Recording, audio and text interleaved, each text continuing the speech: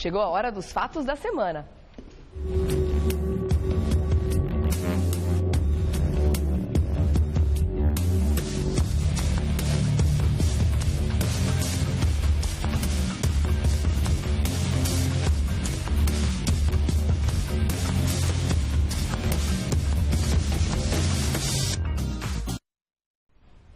Hoje é dia da visita do Dr. Eduardo Leite e hoje a gente vai comentar sobre 15 de março, que foi um dia histórico, sem dúvida nenhuma, também por causa do número de pessoas que foram às ruas protestar contra a corrupção no Brasil.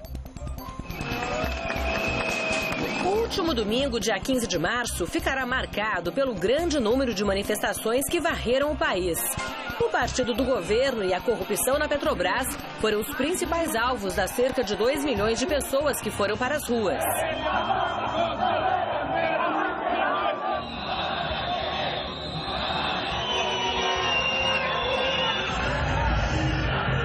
No começo da noite, um pronunciamento do governo com o ministro da Justiça, José Eduardo Cardoso, e o secretário-geral da Presidência, Miguel Rosseto, comentou os atos e prometeu ouvir o clamor popular, lançando medidas de combate à corrupção e à impunidade.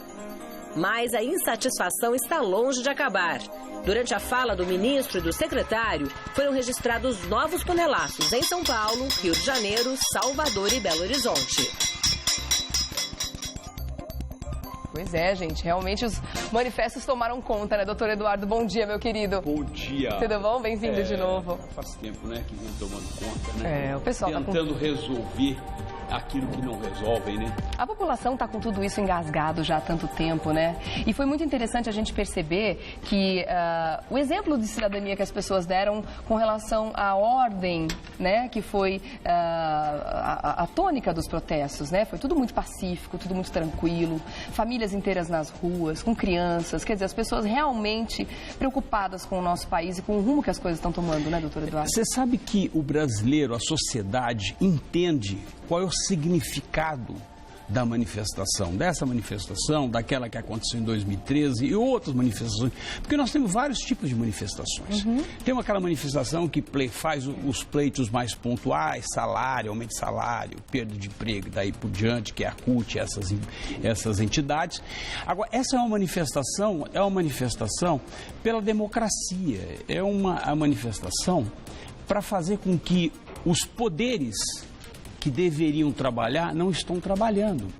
Há uma confusão em relação ao entendimento do significado da manifestação. Isso é importante explicar, porque eu ouvi todas as manifestações dos ministros, do Eduardo, Rosseto, do outro Eduardo lá, o meu xará lá, que é da Minas de Energia, depois eu ouvi da Dilma, e o que eu percebo é que, na verdade, eles não sabem o verdadeiro significado da manifestação. Parece que eles se perguntam e questionam, e eu faço sempre uma brincadeira, né? Eles se perguntam, será que isso é de comer ou de entrar dentro? Porque eles não conseguem entender, porque pelas respostas que eles dão, eles não conseguem entender. Desculpa, eles não até a brincadeira. Não, foi sensacional, mas é bem isso. Mas é verdade, porque na verdade, por que a pessoa se manifesta? Por que está ocorrendo essa manifestação? Porque o poder legislativo e o poder executivo não estão fazendo o dever de casa. Quem representa o povo? O poder executivo e o poder legislativo. Aquele que faz as leis e aquele que executa as leis. Se ambos não fazem o seu papel, aí sim a manifestação vai e se manifesta. Ou seja, vai e pleiteia, exige aquilo que ele precisa como cidadão. Esse é o significado da manifestação. E o que eu percebo do legislativo, principalmente, eles se encolhem, eles se escondem, como se não fosse com eles. Só que tem uma coisa, eles foram eleitos por quê? Pelo povo. Porque o judiciário não é eleito pelo povo, né? Ou seja, mas o poder executivo, sim. E eu acho muito interessante quando o Rosseto vem e diz o seguinte, não, aqueles que estão lá na rua, eles não são eleitores da Dilma. Essa foi a melhor. Essa é a pior resposta que poderia dar. Sabe por quê? Eles não são eleitores da Dilma, podem até não ser eleitores da Dilma, mas eles votaram.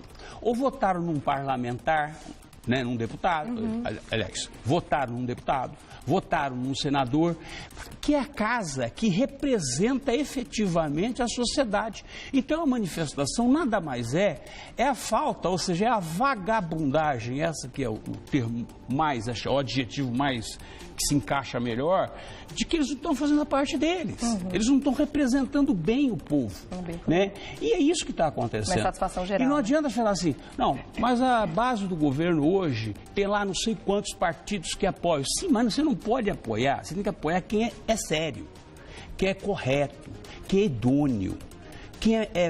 Quem defende a bandeira da moralidade, do caráter, da ética. É isso que um deputado tem que fazer, é isso que um senador tem que fazer. A partir do momento que ele não faz isso, ele, aliás, está lá contemplado no artigo 37 e diz o que na verdade aquele que está investido na função pública tem que cumprir, que é a lei, legalidade, impessoalidade, moralidade, eficiência, né, e publicidade. Eles já começam a ser fora da lei por aí, né? Então, vamos ver se eles conseguem cumprir alguma coisa dessa. Descumprem a lei, são imorais, agem com dinheiro público de forma pessoal, né? E são ineficientes. Eles não conseguem cumprir aquilo que está na Constituição. Esse é o grande problema.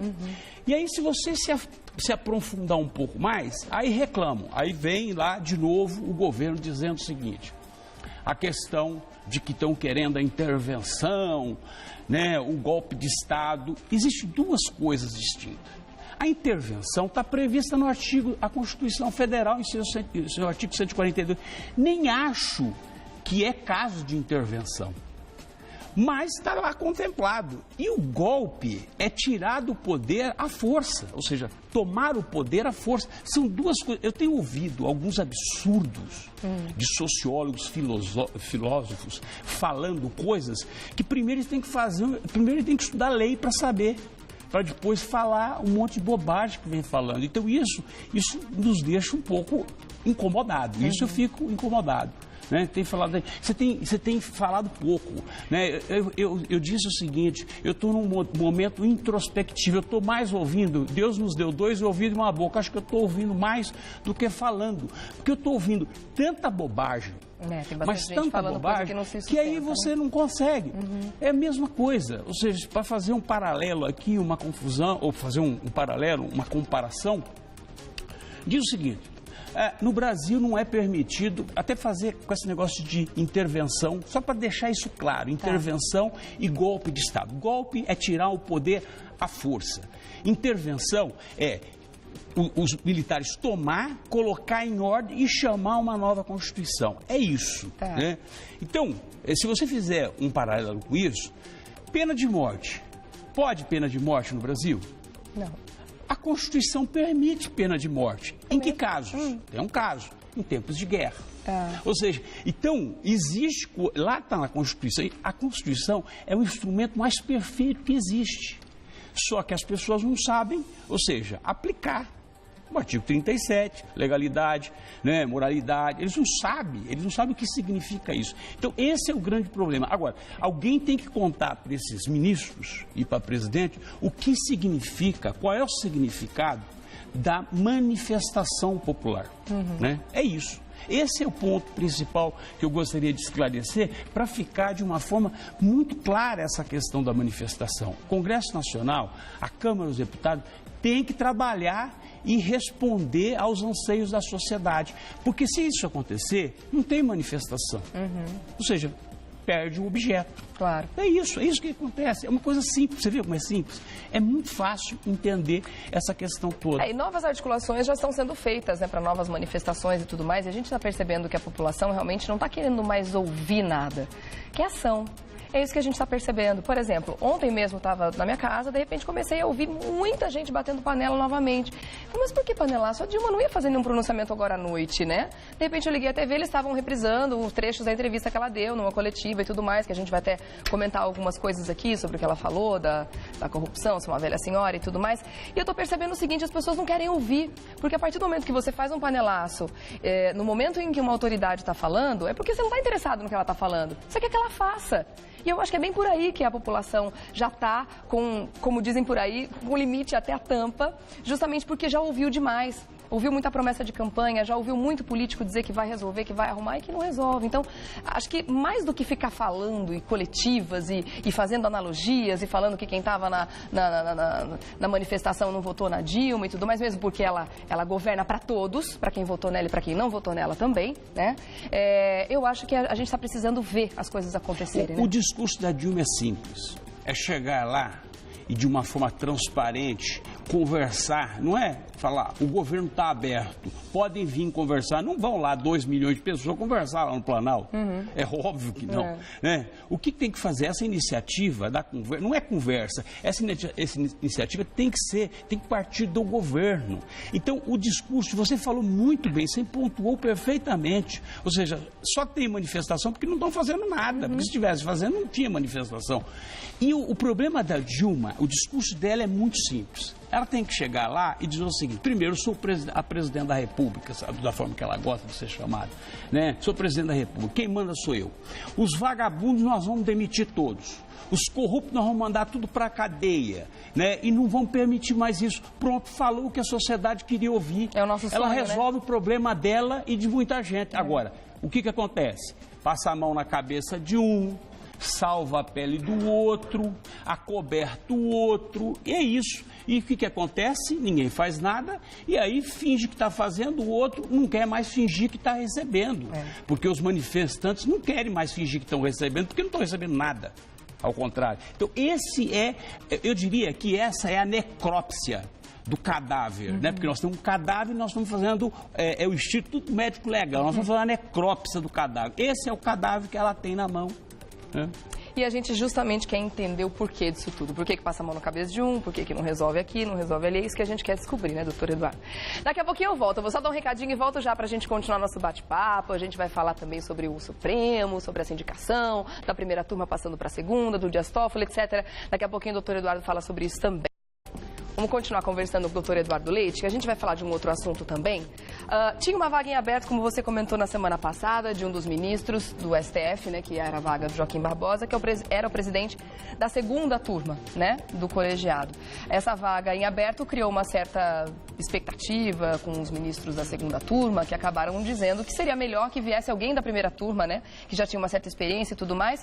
E aí, essa vaga acabou sendo preenchida pelo ministro Dias Toffoli, é isso? Isso. Só que o que está gerando uma certa incerteza e tudo mais é o fato dele ter sido advogado do PT por tanto tempo, né? Vamos ver se isso pode ou não interferir nas investigações ou no próprio julgamento do Petrolão, que é sobre isso que a gente está falando agora, né?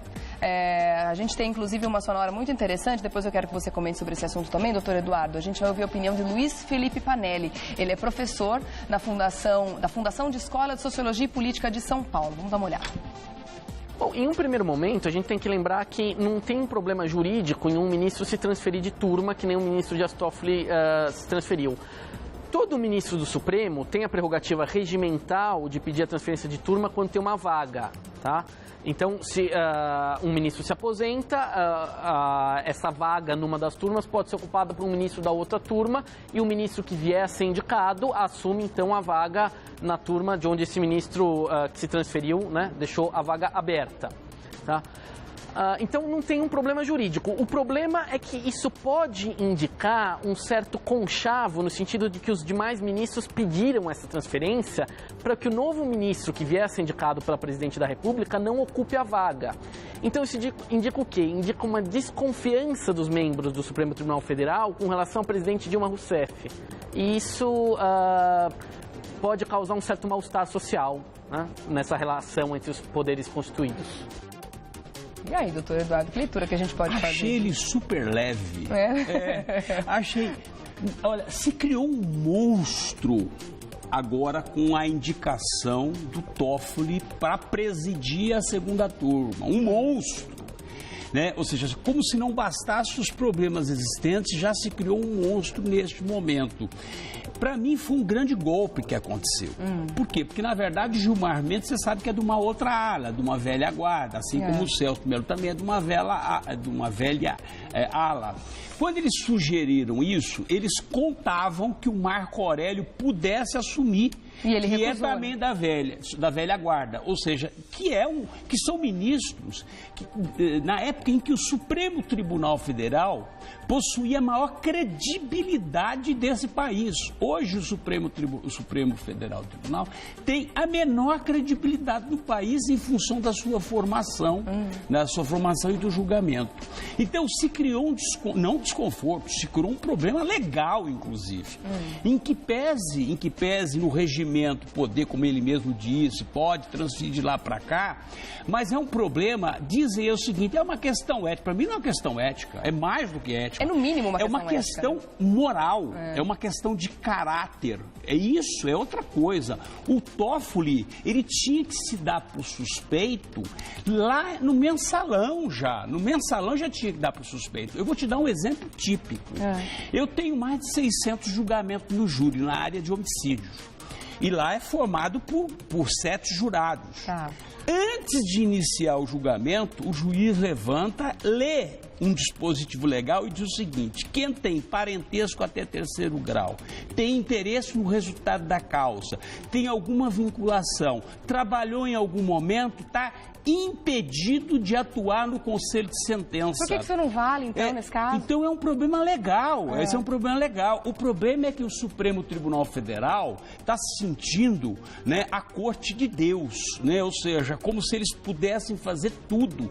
O Gilmar Mendes foi induzido a erro, o Celso foi induzido a erro. Eu sei que eles estão se virando agora para tentar reverter, mas não tem mais como reverter essa situação. Por quê? Porque de fato vai ser isso. Agora, como uma pessoa pode chegar lá e presidir uma turma que vai julgar 50 e poucos parlamentares que estão diretamente envolvidos com o caso da Petrobras, que delapidaram, que desviaram bilhões de reais da Petrobras, né, e de repente não dá absolutamente nada, ou da cesta básica, porque pelo que eu estou vendo aí com esse Toffoli, que tinha que estar por impedir, aliás, o Toffoli não tinha nem estar no Supremo Tribunal Federal, porque nem currículo ele tem para isso, já começa por aí, entendeu? Eu não sei como é que ele passou no Senado Federal.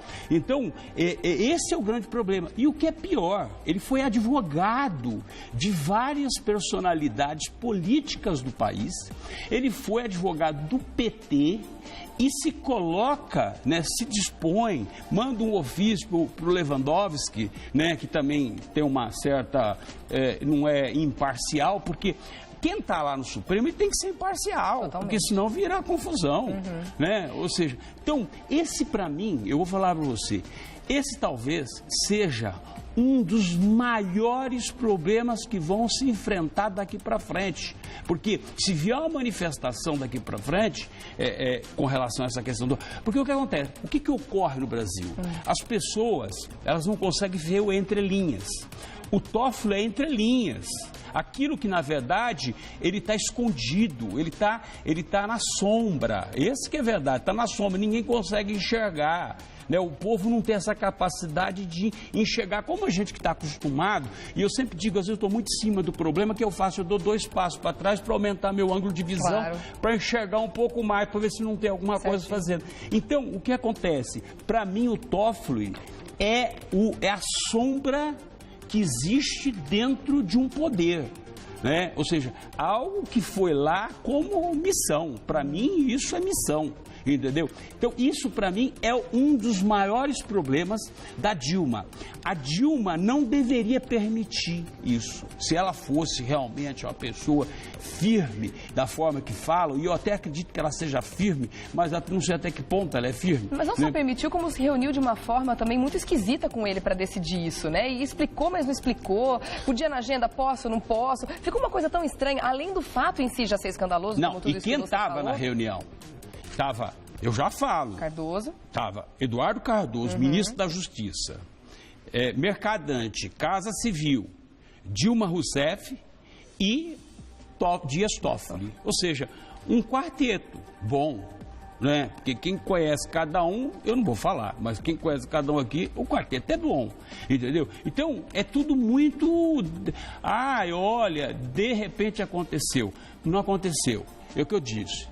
E digo, e volto a ressaltar isso. A lei proíbe, impede, é suspeição Alguém tem que fazer alguma coisa, o Supremo tem que fazer alguma coisa. Eu acredito até que tenha denúncia numa corte internacional por conta disso.